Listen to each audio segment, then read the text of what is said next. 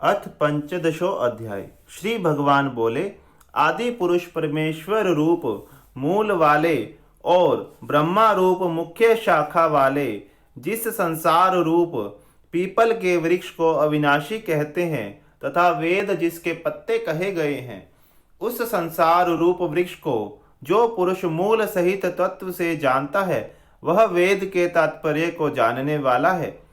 उस संसार वृक्ष की तीनों गुणों रूप जल के द्वारा बड़ी हुई एवं विषय भोग रूप कोपलों वाली देव मनुष्य और तिर्यक आदि योनि रूप शाखाएं नीचे और ऊपर सर्वत्र फैली हुई हैं तथा मनुष्य लोक में कर्मों के अनुसार बांधने वाली अहंता ममता और वासना रूप जड़ें भी नीचे और ऊपर सभी लोकों में व्याप्त हो रही हैं। इस संसार वृक्ष का स्वरूप जैसा कहा है वैसा यहाँ विचार काल में नहीं पाया जाता, क्योंकि न तो इसका आदि है और न अंत है तथा न इसकी अच्छी प्रकार से स्थिति ही है। इसलिए इस अहंता ममता और वासना रूप अति दृढ़ मूलों वाले संसार रूप पीपल के वृक्ष को दृढ़ वैराग्य रूप शस्त्र द्वारा काटकर उसके पश्चात उस परम पद रूप परमेश्वर को भली भांति खोजना चाहिए, जिसमें गए हुए पुरुष फिर लौटकर संसार में नहीं आते और जिस परमेश्वर से इस पुरातन संसार वृक्ष की प्रवृत्ति विस्तार को प्राप्त हुई है, उसी आदि पुरुष नारायण के मैं शरण हूँ।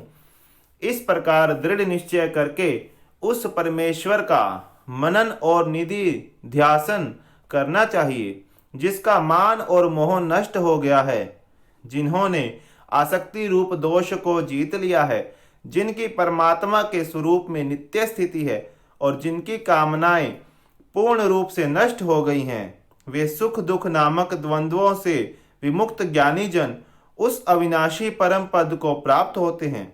जिस परम पद को प्राप्त होकर मनुष्य लौटकर संसार में नहीं आते, उस स्वयं प्रकाश परम पद को ना सूर्य प्रकाशित कर सकता है, न चंद्रमा और न अग्नि ही वही मेरा परम धाम है। इस देह में यह सनातन जीवात्मा मेरा ही अंश है और वही इन प्रकृति में स्थित मन और पांचों इंद्रियों को आकर्षण करता है।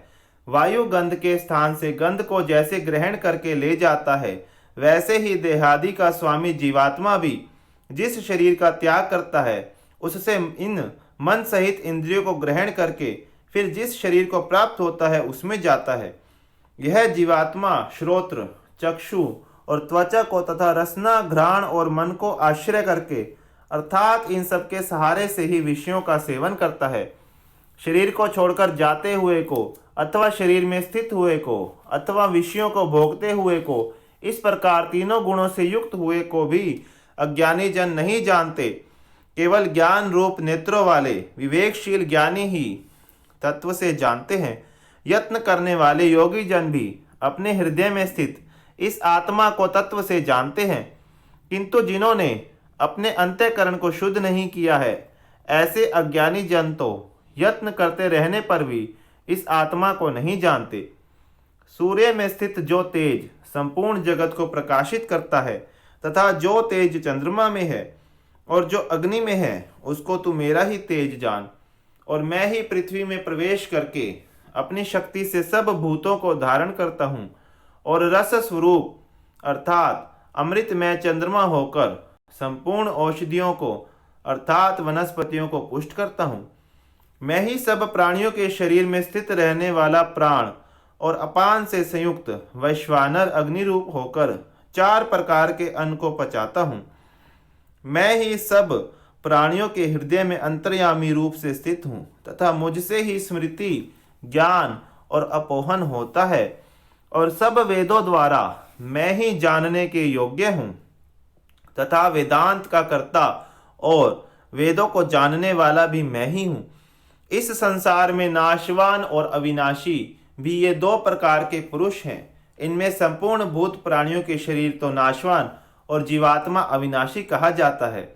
इन दोनों से उत्तम पुरुष तो अन्य ही है, जो तीनों लोकों में प्रवेश करके सबका धारण पोषण करता है एवं अविनाशी परमेश्वर और परमात्मा इस प्रकार कहा गया है। क्योंकि मैं नाशवान जड़ वर्ग क्षेत्र से तो सर्वथा अतीत हूँ और अविनाशी जीवात्मा से भी उत्तम हूँ। इसलिए लोक में और वेद में भी पुरुषोत्तम नाम से प्रसिद्ध हूँ। भारत, जो ज्ञानी पुरुष मुझको इस प्रकार तत्व से पुरुषोत्तम जानता है, वह सर्वज्ञ पुरुष सब प्रकार से निरंतर मुझ वासुदेव परमेश्वर को ही भजता है। हे निष्पाप अर्जुन, इस प्रकार यह अति रहस्य युक्त गोपनीय शास्त्र मेरे द्वारा कहा गया। इसको तत्व से जानकर मनुष्य ज्ञानवान और कृतार्थ हो जाता है। ओम तत्सदिति। श्रीमद्भगवद गीता उपनिषत्सु ब्रह्म विद्यायाम योग शास्त्रे श्री कृष्णार्जुन संवादे पुरुषोत्तम योगो नाम पंचदशो अध्याय।